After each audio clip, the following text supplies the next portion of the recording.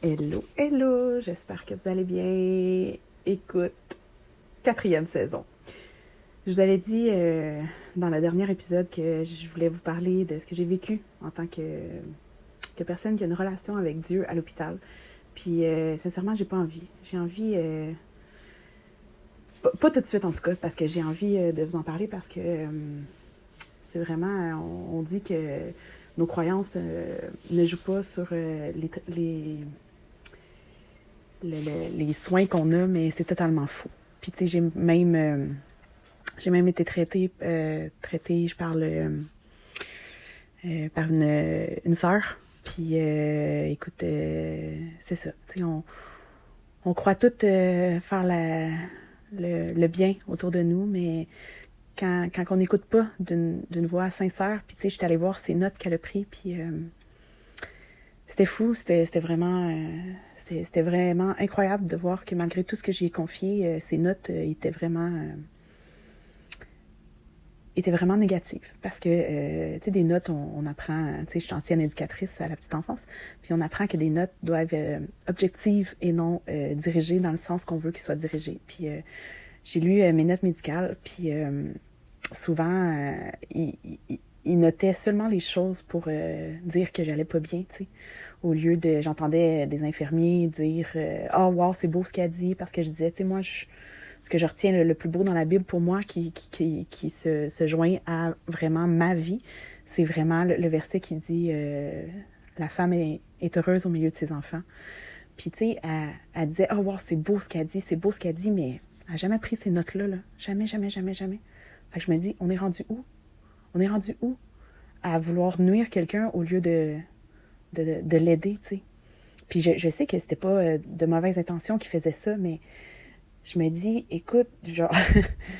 Bref, c'est ça. Tu sais, je veux vraiment prendre le temps. J'ai aussi des choses à faire avant de vous en parler comme publiquement.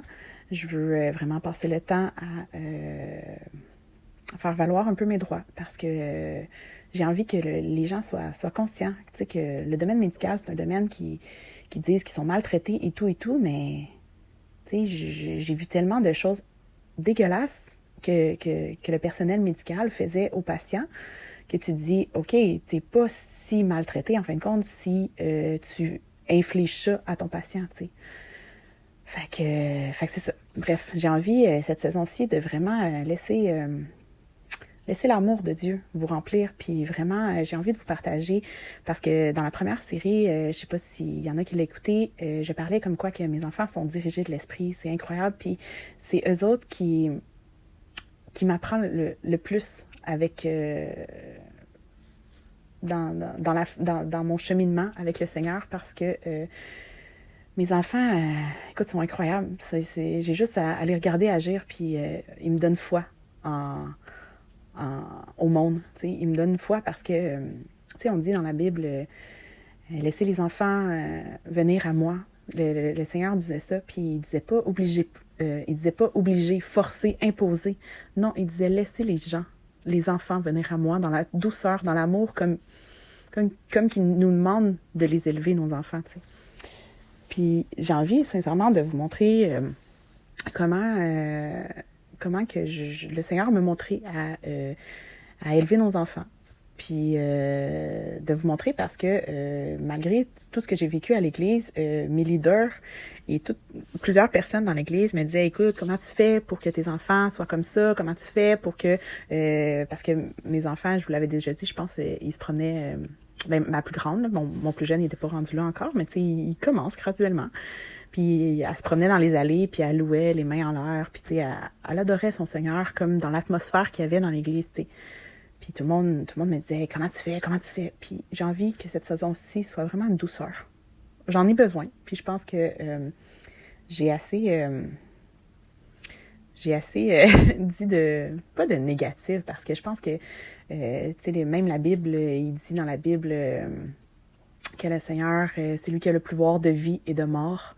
Mais, tu sais, la Bible est aussi un enseignement qui est dur, que si tu suis pas le Seigneur, ben le malheur peut t'arriver. Puis, il y a beaucoup d'évangiles qui disent, non, Jésus, il veut pas que tu vives ces épreuves-là, mais il dit aussi que on n'est pas tenté au-delà de ce qu'on est capable d'accepter. Tu sais, s'il m'a infligé ça, s'il m'a infligé ce que j'ai vécu à l'hôpital et tout, mais c'est parce qu'il savait que j'avais la force en moi de tenir ferme.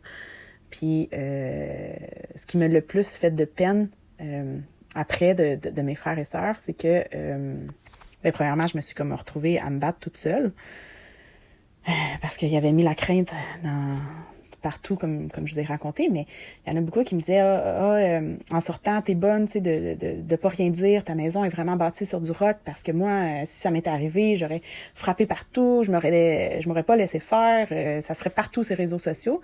Puis à la suite, plusieurs mois après, ben il me disait, tu sais, tu devrais pas faire ça, tu devrais pas ci, tu devrais pas faire ça, mais tu sais, le Seigneur, là, moi, j'ai eu une pensée un moment donné que le Seigneur, là, il y a un écœurant titre, là. Il veut ramener son fils depuis des années et des années et des années, mais tout le monde se massacre entre eux, puis tout le monde accepte de se faire massacrer. Puis ce que je vois dernièrement sur Facebook, c'est incroyable parce que le monde, il commence à justement dénoncer ces comportements-là. Puis ces personnes-là qui s'élèvent entre eux et tout, ben ils commencent à perdre leurs fidèles, ils commencent à perdre leur... Tu sais, les gens, ils ont de plus en plus le discernement des esprits, puis qui fait en sorte que ils sont dans une église, puis ils disent « Ah, non, cette église-là est plus pour moi », parce que leur cœur a changé, puis ils se promènent d'église en église parce qu'ils trouvent pas une église vraiment à l'image de Dieu. Vraiment à l'image de l'amour que Dieu a pour nous. Puis, c'est ça. Tu sais, je trouve ça... il n'y a pas une église de parfaite. Tu sais, je pense qu'il faut vraiment trouver... il y a aussi un verset, me semble, dans la Bible qui dit que... tu sais, on est le temple de Jésus, on est son église, tu sais, puis si on a envie de se rassembler avec une personne, puis faire justement cette église-là, ben ça serait ça, tu sais. Je parle le verset, mais c'est ça qui vient de me venir en tête. Puis, tu sais, comme je vous dis, les émissions sont jamais méditées, sont méditées dans ma tête plusieurs jours, plusieurs semaines, plusieurs heures, mais je sais jamais, quand je pars l'enregistrement, ce que je veux dire. Je laisse vraiment l'esprit travailler. Puis c'est pour ça que je vous dis pas des versets concrets, mais je suis sûre que vous êtes capable. Puis sinon, ben si vous voulez les savoir, je vais faire les recherches pour vous les trouver. Mais je sais que j'ai pas la connaissance biblique comme bien des gens dans mon entourage.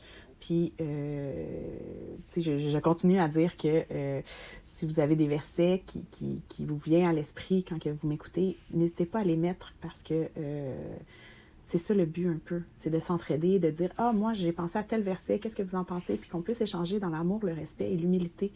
De dire « Ah, t'as raison, pardonne-moi, écoute, moi, j'ai mal interprété. » ou « Pardonne-moi, j'ai fait une erreur. » Parce que moi, c'est comme ça, je vois ma relation avec mes frères et sœurs. Puis comme je vous dis, maintenant, j'étais allée en week-end avec mes enfants.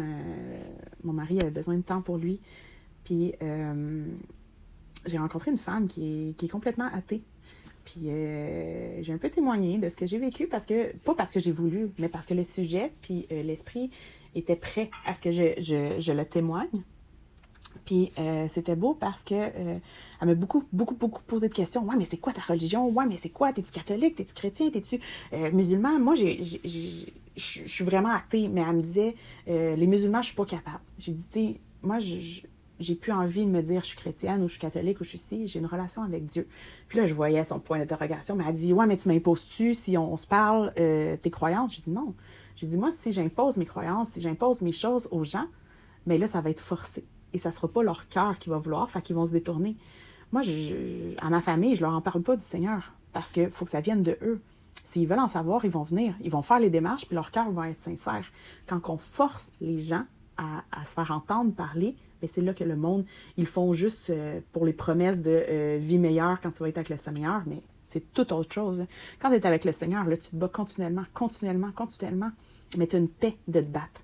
Puis l'autre fois, je suis allée voir un nouveau pasteur que j'avais jamais écouté, puis il disait, tu sais, moi, là, quand quelqu'un me raconte son problème, là, je dis « Hakuna Matata ».